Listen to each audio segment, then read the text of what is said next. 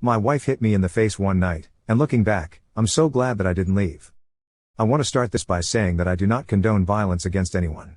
I'm not saying that we should all go around hitting people. I would always tell someone to leave.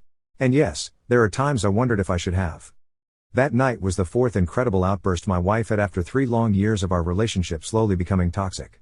I don't want to go into too many details, but there was emotional cheating on my part, alcoholism on her part and maybe mine, and just all around immaturity from us both.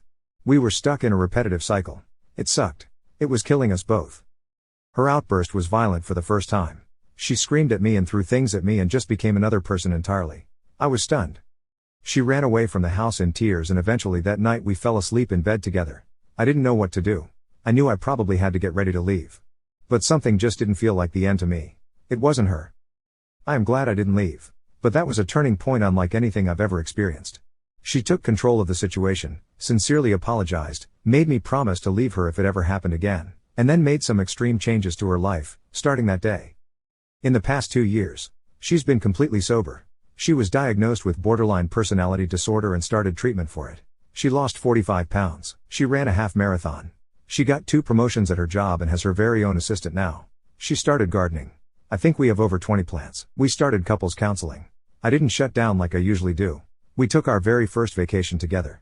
I quit drinking aside from the occasional drink out with my friends. I stopped sinking hours of my life into video games. I took up woodworking and reading. I still play games, don't get me wrong. But not like I used to. I understand that they weren't healthy for me. I ran the half marathon with her. I'm faster. I made a career change and now teach math in high school. I have never been happier. And I think if that inciting event hadn't happened, we would have been stuck in a forever push-pull together. Yes, the big thing was that she got treated for BPD.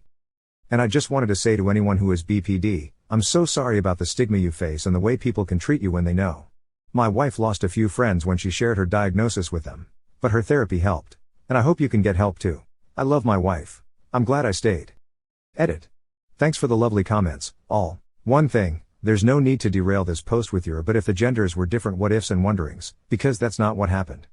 It's completely irrelevant. This is a post about my specific experience.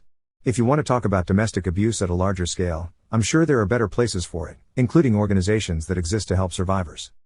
Of course, that's assuming you're actually concerned about victims of domestic abuse and not just using it as a way to go on a soapbox about gender.